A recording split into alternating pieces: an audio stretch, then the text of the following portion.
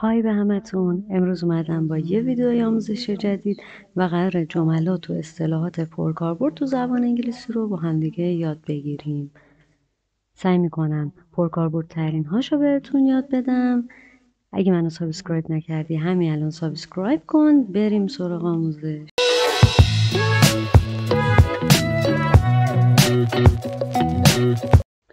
اصطلاح اول I'm done talking. I'm done talking. یعنی من دیگه حرفی ندارم. وقتی نمیخواید به حرف زدنتون ادامه بدید میگید I'm done talking. دیگه حرفی ندارم. Break a leg. Break a leg. یعنی موفق باشید. وقتی میخواید برای کسی آرزوی موفقیت کنید از این عبارت استفاده میکنید. مثلا میخواید خداحافظی کنید و بگید موفق باشید میگید break a leg. Don't take it personally. Don't take it personally. یعنی به خودت نگیر. personally یعنی شخصی، معنیش اینجوریه. don't take it یعنی نگرفتن. take به معنی گرفتن هست ولی وقتی میگیم don't take یعنی نگرفتن. پس don't take it personally یعنی به خودت نگیر. you blew it. you blew it یعنی گند زدی یا همون خرابکاری کردی خودمون. you blew it. believe me. believe me. believe یعنی باور داشتن یا همون اعتقاد داشتن. خب believe me یعنی به من اعتماد کن، بهم باور داشته باش. پس همون خواستید به کسی بگید که بهم اعتماد داشته باش میگید believe me. بریم سراغ اصطلاح بعدی. as soon as possible. as soon as possible. possible یعنی ممکن. as soon as یعنی به محض اینکه.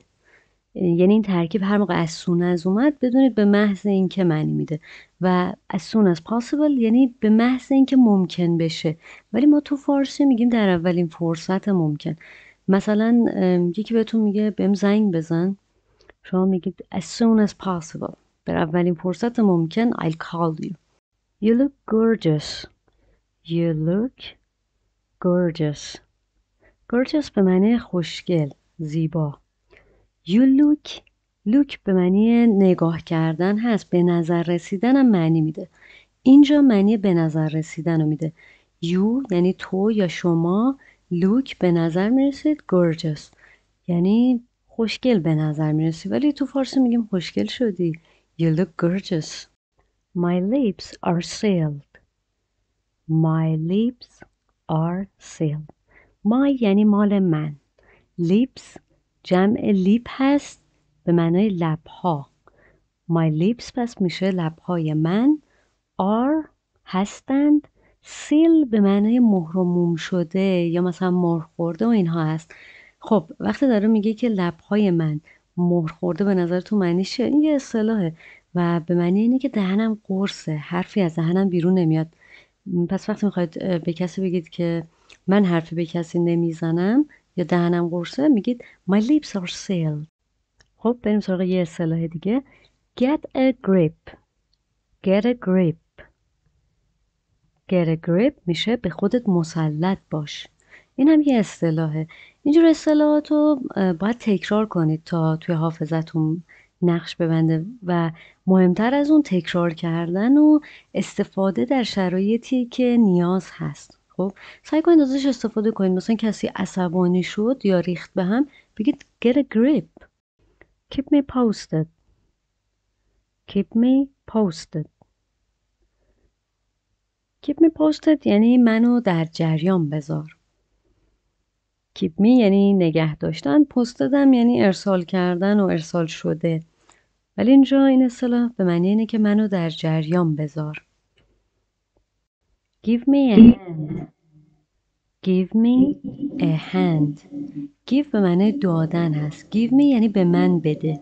a hand هم یعنی یک و hand هم یعنی دست.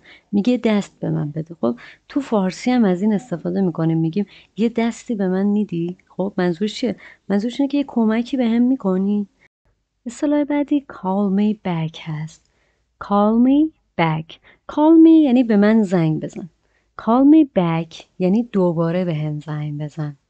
مثلا گوشی میخواید قطع کنید بعد به طرف میگید call me back، یعنی دوباره بهم زنگ بزن، دوباره با هم تماس بگیر. take it easy. take it easy. take به معنی گرفتن هست. it یعنی آن، easy هم یعنی آسون. take it easy، اون رو آسون بگیر. خب ولی یه اصطلاحه، ما مثلا به کسی میخوایم بگیم بابا سخت نگیر، خب میگیم take it easy.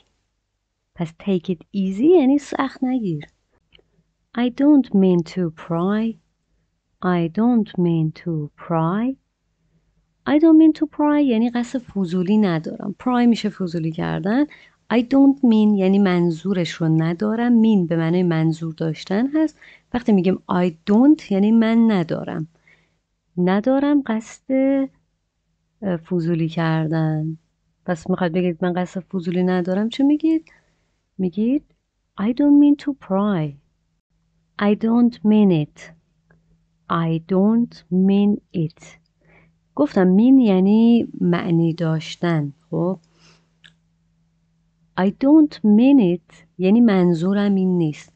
مثلا به کسی یه چیزی میگید بهش بر میخوره، خب ولی منظورتون این نبوده، یه چیز دیگه میخواستید بگید. اینجا سریع میگید I don't mean it، منظورم این نبود، منظورم این نیست. I don't mean it. تکرار کنید.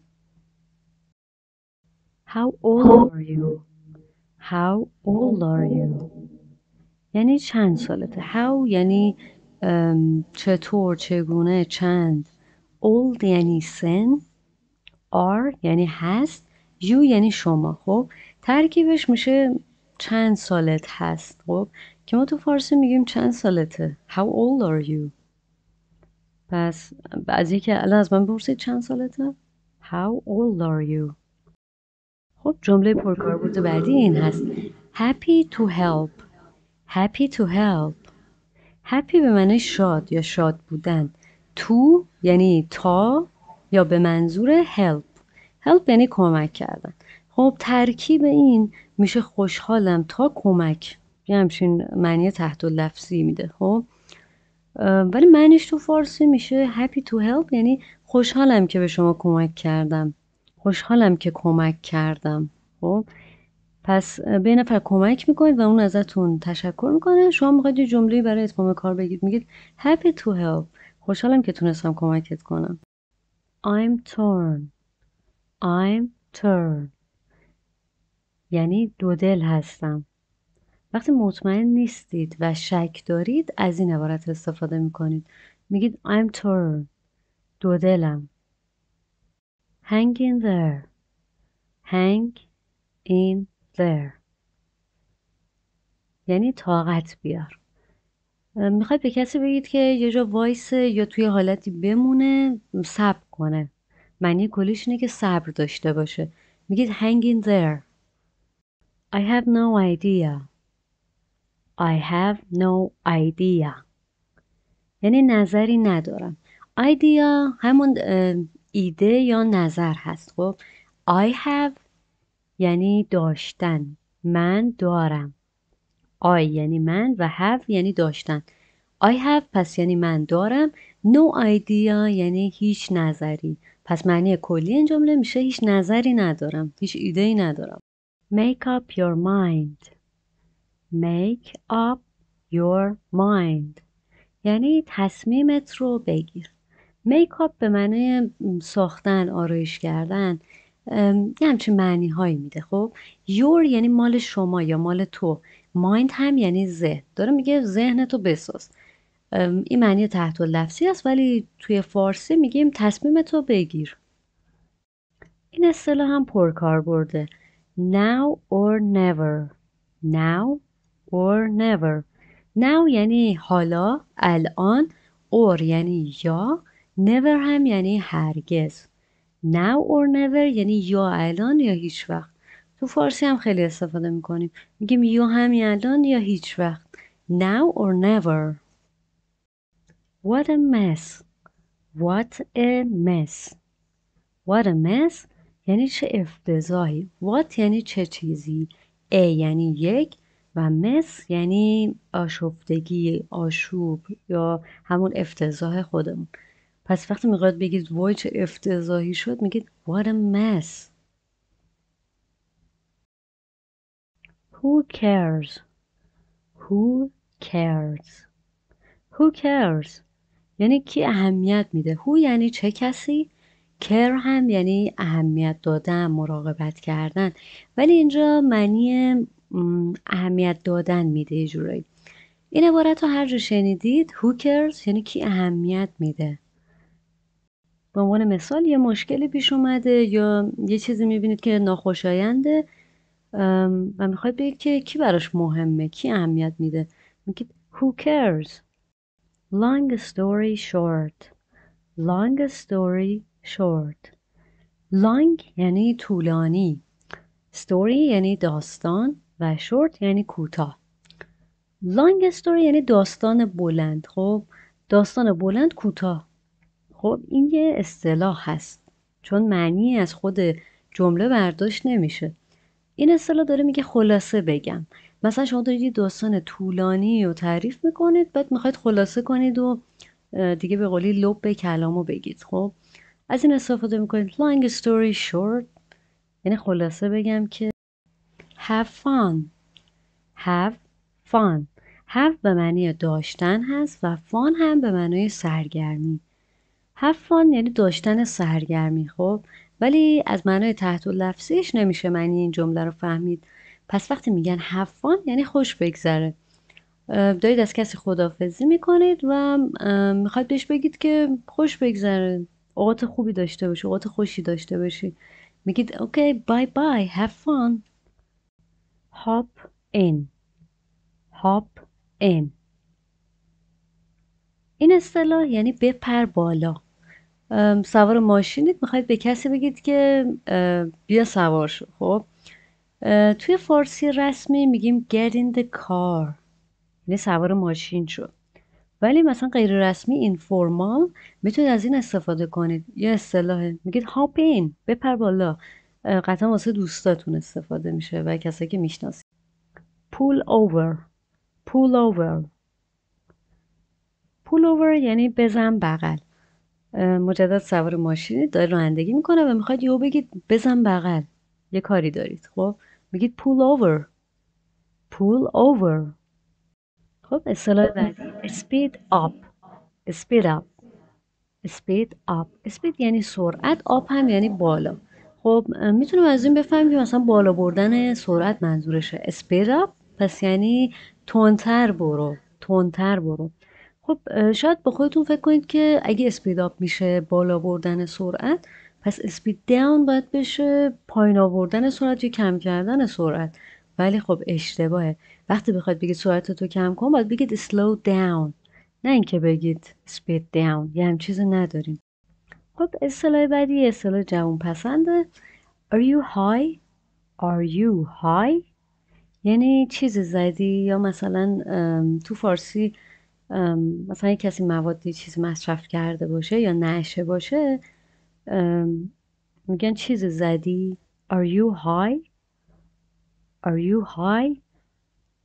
یعنی چیزی زدی. I'm all ears. I'm all ears. یعنی سر و پا گوشم. نگوین I'm مخفف I am هست یعنی من هستم.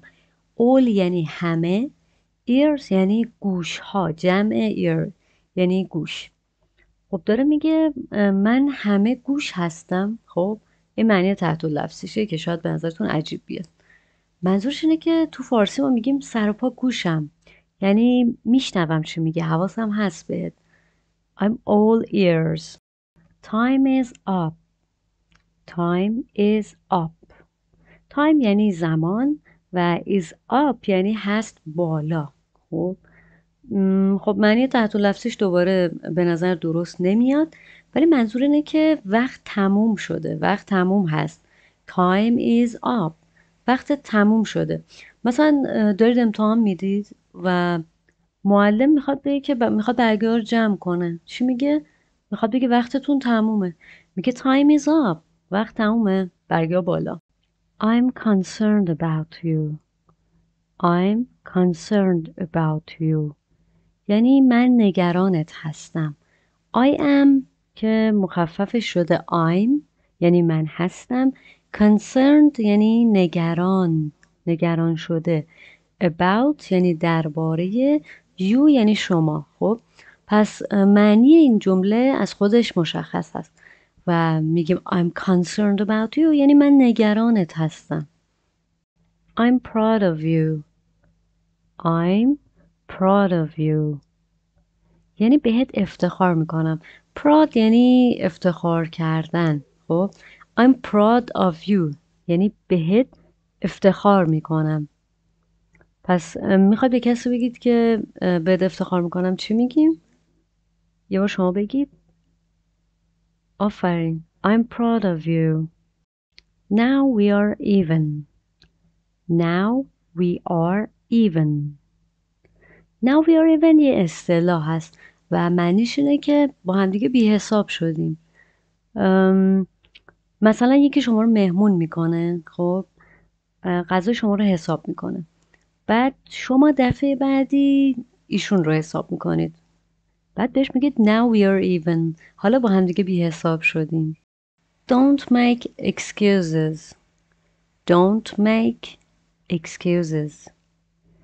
این جمله هم خیلی پرکار برده. بهونه نیار، بهونه الکی نیار. تو فارسی میگیم don't که فعل رو منفی میکنه. make یعنی ساختن که اینجا ما آوردن معنی میکنیم. excuses هم جمع excuse یا همون بهانه و اینجور چیزها هست. don't make excuses پس یعنی بهونه نیار. I mean it. I mean it. اگه یادتون باشه تو چند تا اصطلاح قبلی I don't mean it رو داشتیم، خب که یعنی منظورم این نبود. I don't mean it رو دقت کنید، یا I didn't mean it یعنی منظورم این نبود. ولی وقتی میگیم I mean it یعنی جدی میگم.